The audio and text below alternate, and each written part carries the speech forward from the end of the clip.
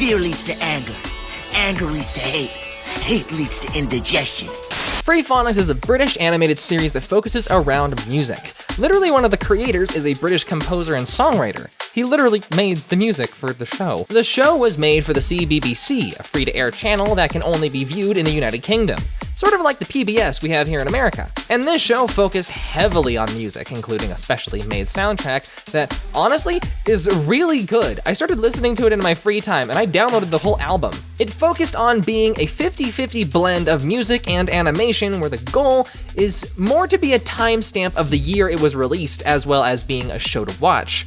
Or, in other words, it focuses heavily on being a vibe for kids to resonate with. You know, when it comes to covering, the what happened to videos that I make, I know a lot of you want me to cover shows that are more action cartoons. Like a lot of you want me to cover Voltron, which I would love to do, or Power Rangers, which, oh my gosh, I would love to do, or Digata Defenders, if I'm pronouncing that right. I'm not sure I am. I read your comments, but when I do cover shows up that alley, they tend to flop pretty bad, and there's a lot of work that gets put into these kind of videos, and a lot of the time I just can't afford to have a flop video. Like the Secret Saturdays video I made, where I'm like, I'll spice up my content a little bit. That video didn't perform all that well. And so it's hard for me to justify doing shows like those and like this when I know that the likelihood is that it's gonna be a waste of my time. But I also know those sorts of videos bring a lot of new people to my channel. And I don't wanna just become a one-note channel. I wanna be able to dip my fingers in any show I want to because it's fun. So if you guys want me to make those kinds of videos, then please share those kinds of videos. Maybe this one, maybe the Secret Saturdays one. The Slug Terror one is doing fine. I'm still shocked at how well that performs. There's some outliers, but the majority of the time, they don't perform well enough. And for this video, I felt like it's such an unknown series that it's worth diving into. And hopefully that I tell you that I have seen your suggestions. You know that I am not ignoring you. And I'm going to look at the performance of this video and make the decision of whether or not I plan to go forward in making content centered around this kind of stuff and action cartoons. I will eventually cover an action cartoon, eventually. It's just gonna be very few and far between. I am Fox. I am back, and it has begun. It's hard to grab someone's attention when you refer to your big evil thing as it. I know you want to keep it a secret, but come on, that's just uninteresting. Anime has that problem a lot too whenever they translate it. So this one girl named BB kinda just gets harassed by this dude named Freezebone, who's a free waiver, whatever that is. He just straight up says, hey, come with me. Now, just do what I say. Oh, you don't wanna come? Fine, I guess I'll tell you why you should come with me.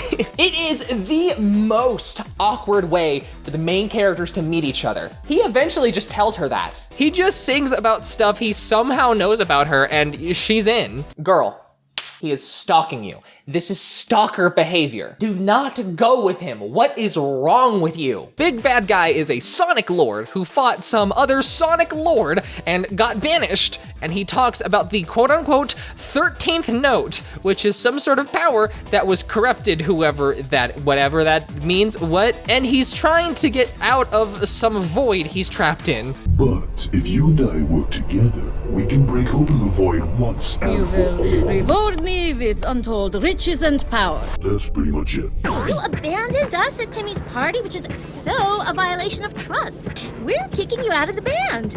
BCD is now minus the B. Wow, geez, you do one thing out of line and you're kicked out. These girls do not hesitate. And then when the cops are chasing them, oh, hello there. Some girl named Sugar Shay just teleports them out of there, and apparently she's the leader of their newly forming group, and she tells them about the 13th note through song. She's the one who sealed away Vox, that big bad guy apparently. So this nerd in a garage is working on some device that taps into the 13th note, and they need to talk to him. I can get it to capture and manipulate sound, bend it like putty, crack the very fabric of time and space. They never really explain things in detail. It's just like cliff notes and general vibes. And the bad guy steals the thing. This is an emergency. Borrow some? How about like you're joking? What's your favorite dessert topping? Caramel fudge? Sweet and lovely like caramel fudge. Take what you need and keep it. As far as I'm aware, that's not like a superpower he has. That's just like his talent. He can just do that. He's just such a good musician. He can freestyle lines that apparently touches the hearts of people. And it's just, I don't know, man, that was rough to watch. I'm not upset at the idea of that talent. I'm upset at how they delivered that talent. They swipe it back. They have some sort of music battle. Mo fixes up that little doohickey he made, and then they turn the tide of the battle. And then the bad guys just break his doohickey and ditch. You were supposed to stop the kid from building his device, not destroy the device after he built it. And so they form an unofficial band to fight Mantis and learn the power of the 13th note. I'm not kidding, that's the first episode. Wow, I am suddenly dreading my decision to make a video on this show. They focused so hard on making this show a vibe, they forgot to write a good first episode. But the show does have potential. Just because the first episode was an absolute train wreck, that doesn't mean I'm going to hold my judgment until I finish the show. You know, this sort of 3D animation is actually nostalgic to me. Back when studios were dabbling into using 3D for their shows and just how weird it looked, which it's hard for me to say whether or not this sort of animation has aged well, but one thing I can definitely appreciate is that these shows worked extra hard to have a unique visual style rather than the cutesy, Disneyfied style that just about every animated movie seems to copy. This sort of style is refreshing, even if it's not fresh. This show aired in 2008, and for some reason, during that time, a lot of people were just shortening words to make them sound cool. So what's on the sketch for tonight? Sketch? What sketch? I lost my rent crib in a sound clash. So what's the sitch? For any of my younger viewers out there, I'd like to inform you that literally no one talked like this. Or at least no one I knew talked like this. The first time I ever heard someone refer to their parents as their rents was when I was in high school and I was trying to connect with like an old friend from a long time ago, and he texted that to me and I had to ask him, are you renting a place now? What, we're in high school, bro. What do you mean? Did you get kicked out? Man, people tried so hard to be cool back then. You okay, Beepster? Don't call me Beepster, dork! Yeah, Beepster is reserved for Justin Bieber, even though his first album didn't release until 2009. Wait, maybe the Biebs ripped off Freefonix. After the first episode, the immediate next several episodes is just the Freefonix having to deal with with Mantis and their evil plots, quote unquote evil plots, or just butting heads with Mantis in different ways. It doesn't even do that thing where they pretend something may progress the ultimate plot, but then it doesn't at the end. It's just, oh no, bad guy is doing something, go stop them. Like, even though the first episode was bad, it at least gave the impression that this was going to be a properly developing story. I mean, for what it is, the show improves a lot after the first episode. Maybe they shouldn't have hinted that it's supposed to be a continuous story. If it's like the first episode, it would suck. Just about every episode they have a sound clash, and well, if the goal of this show was to make good music integral to the show, they did a good job. The sound clashes are the best part of the episodes a lot of the time. It's got a solid neo-street vibe, like a future funk vibe. Here's the thing, trying to dig for information on this show is a practical nightmare. Your teachers lied to you. Wikipedia is usually a good starting point for research. However, the Wikipedia for this show is awful. All the external links go practically nowhere. Justin Hawkins, the lead singer of the band The Darkness, was the singer for Kurtz and did the guitar, not the voice actor, the singing talent. They switched voice actors when a character starts singing, because some people just can't sing. Also, apparently you're not gonna find a credit to him on IMDb, and frankly, I can't find his name in the credits either. Whenever I look up a show, I probably honestly, looking back on it, I probably looked up credits on shows where Kurtz didn't sing, so that's probably my fault. But that fact is only lightly referenced in like the Wikipedia page, his Wikipedia page, not the Freefonix one.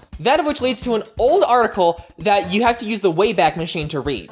There's a few articles nowadays, but like, they're like tiny articles from websites that seem really sketchy. The only other thing I could find is that Jamelia Hawkins, I think is how you say her name, did the singing parts for Sugar Shay. And the article really just wants to focus on how much money Justin Hawkins spent on hard drugs. Apparently, and I'm speculating here, the goal was to get a lot of voice talent from musicians for the show. Probably from the creator pulling strings of people he knew, just getting them onto the show. This show was commissioned by the BBC, and they spent somewhere around 10 million pounds on this show, or $15 million. What I can't find out is why. What was their plan to make the money back? If there even was a plan. This aired on the CBBC. I don't know if I don't know if you're supposed to have a plan to make money back. I think there's a chance this show was just made solely for the fact that they wanted to make a show for kids. Now, feel free to get upset with me, as I'm sure plenty of you do on Twitter, but I'm gonna go out on a limb here and say that between the 2000s and 2010s, music was much more integral to the cultural zeitgeist. I mean, it's not like music isn't important today, because it is, but during this time period, it was hard to find music that felt experimental and also good music. Music that pushed a genre into a new direction. And it wasn't like now where there's a massive amount of independent creators online where you can find people doing a ton of experimental things all the time, and you can just stumble across someone and be like, oh wow, a whole new genre of music that I've never heard before. I totally dig this stuff. So back then, when you found something that was like really out there, it was much more significant. That's why I latched on so hard when like dubstep came out, just because it was so new, and I'm like, I haven't heard this stuff before, I need this. I could be completely wrong, seeing as I was young during this time period, so I probably just didn't know where to find the cool, experimental, neat music. That's my experience, that's my take from this. If I'm wrong, go ahead and tell me in the comments. Now, anybody with a computer can make good music. Trying out new sounds has become so much more normalized. And because it's so normal, it doesn't feel as special. It is really nice hearing all the new artists nowadays. Don't get me wrong, I absolutely adore music, and I'm so happy that I follow like 20 music promotion channels on YouTube just to like find new artists and follow them. But back then, when people found music that was against the grain, they would latch onto it and make it part of their personality, because you just couldn't find that stuff often. This show feels like if Sonic Riders and The World Ends With You had a baby out of wedlock that they tried covering up.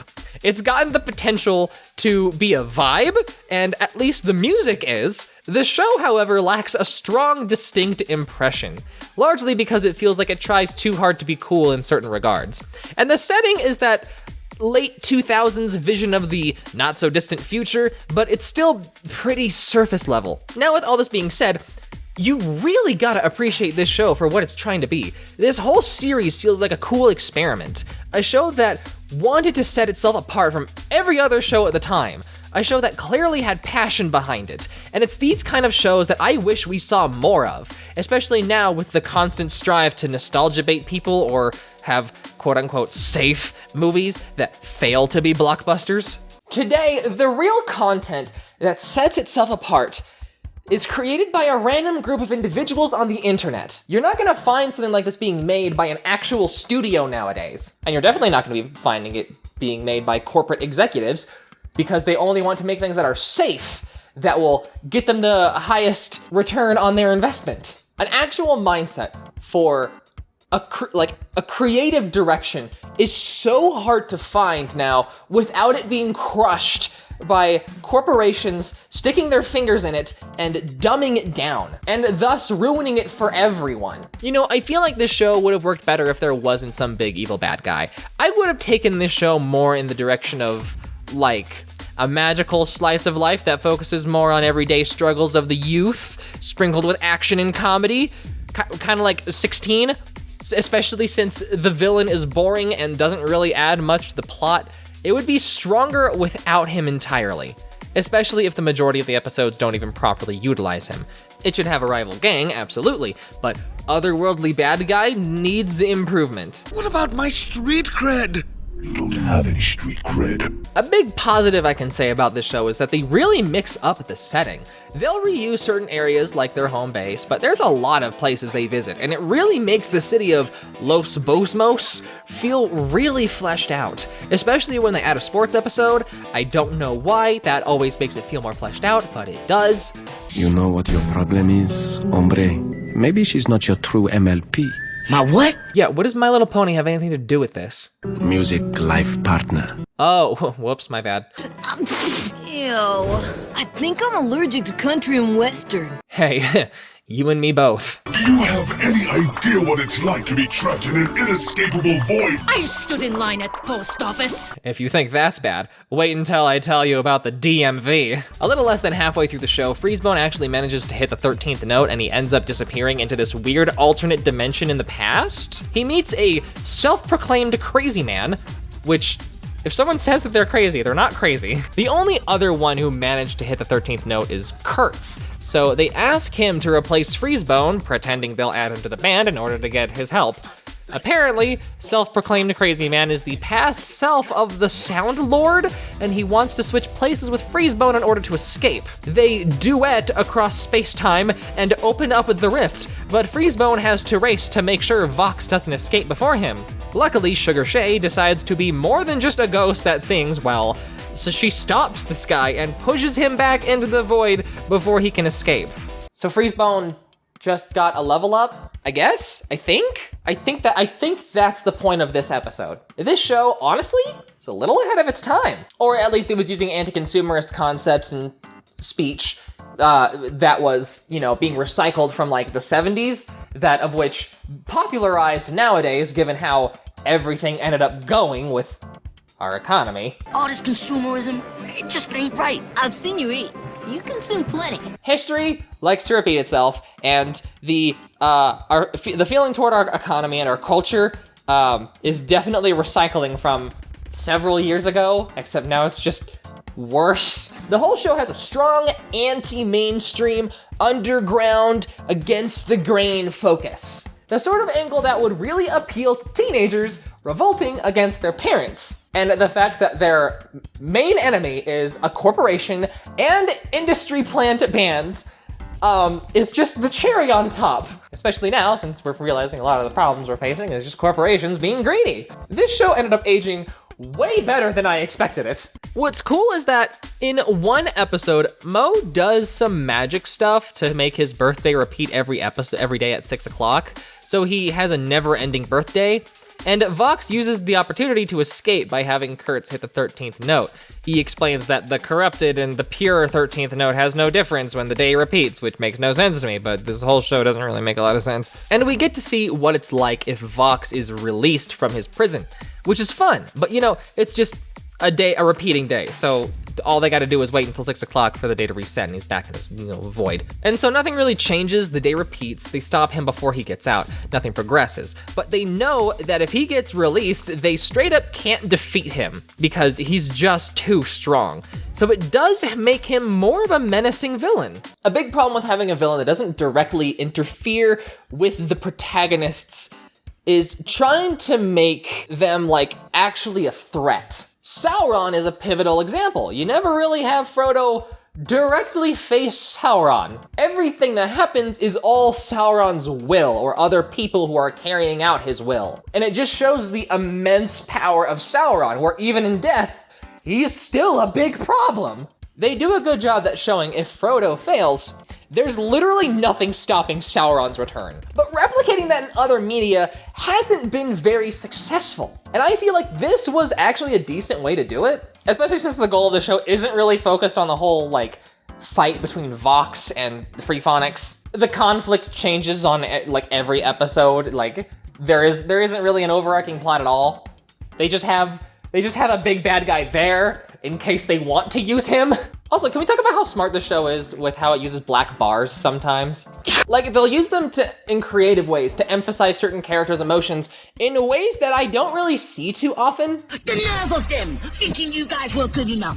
Don't they? Yo, Snug, you're doing that jump into conclusions thing again. I mean, sure, I've seen the two black bars that, like, you zoom in on a person and then there's black bars that zooming around their eyes while they're squinting to show that they're really serious. But like, the way that they use it, I don't see it too often. What I can't get over is that they live in a futuristic society, but all their problems are magical. Okay, not all of them, but a lot of them. It still has a futuristic vibe, but like, it's magic. And it didn't bother me until I realized it, and now I'm not sure how I feel. I know I shouldn't care, but for some reason I do. Does this bother anyone else? So what happened to Freefonix? The show wasn't popular, and there is a few reasons as to why. I've seen online that some of the reasons that people think is that 3D animation just wasn't that popular during the time, which I'm hesitant to back that theory, seeing as there was a good amount of shows using CGI around that time. The most notorious being Penguins of Madagascar and Star Wars: The Clone Wars. If I had to guess, the real reason this show wasn't all that popular is because it aired on CBBC, and only on CBBC. You know, instead of any real major platforms like Cartoon Network or Disney XD, something that spans multiple countries. It just didn't get the chance to get in front of a lot of people's eyes, like Chop Socky Chooks. And Chop Socky Chooks isn't a popular show, but at least I know of it because I saw it on Cartoon Network. You think with the massive amount of money that the BBC put into this show, they would have spent some of that money into the distribution of this show. But then again, that all ties back to, I don't know what the goal of this show is. It could have literally just been a show they dumped a ton of money on just to put on the CBBC. And that's it. Like how there's people who are being paid to put shows on the PBS in America. And like, those shows aren't popular, but like us in America, we know about the PBS. We know about a lot of the shows on there. They're just not popular. But we know of them, and that's the point. It's just supposed to be a show. Now, I'm not sure how it was back in 2008, but at least right now, you can't watch the CBBC unless you live in the UK. And if that's the case during the airing of this show, then it'd only be another reason as to why this show is not as popular as some of the fans would like it to be, because literally no one else outside of the UK could actually access this show. So if they heard it online, too bad. Suck it up. You're not finding it. The CBBC is a free-to-air children's channel, so you can imagine how there's just a bunch of roadblocks with that sort of stuff. And this show, not only was that, but it was also definitely a musical experiment spearheaded by Magnus Flennis. I hope I'm pronouncing your name right. I was curious about the limitations of working with real people, because they can decide they don't want to get out of bed. They can have an argument. There seems to be a limitation often to what they want to talk about, which is why many pop songs end up being very trivially about a very few things, like relationships or what you own or whether you can get into the VIP area in the nightclub. And I wondered, I thought, well, listen, if we're creating these bands, wouldn't it be much more interesting if we could create characters not only who made music, but who had a much more compelling backstory. To be honest, it came to me visually almost overnight, bizarrely. I think it started with Sugar Shay. I imagined her first. And I love satire. I like the idea that you can tell a story that's fun and funky and has got energy, but you're also bringing other ideas into the equation. Apparently the creators had a lot of hope for this show, given that there's an official CD created, along with a promotional shirt, which makes you believe they had big plans for the show had it not been canceled. Honestly, I feel like if this show was brought in front of enough eyes, it could have done really well, especially since shows that heavily incorporate music were already being decently popularized at that time. The most notable being Phineas and Ferb, airing like a year before, I think. Now, if you want to watch this show, there are some episodes on YouTube.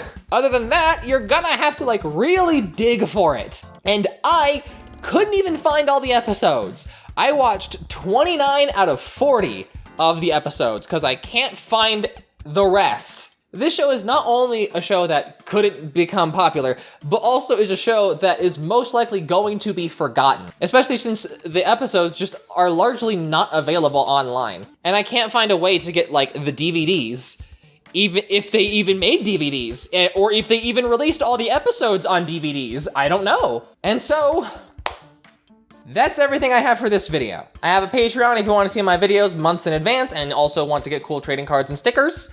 Hope you enjoyed this video. Stay beautiful and keep playing.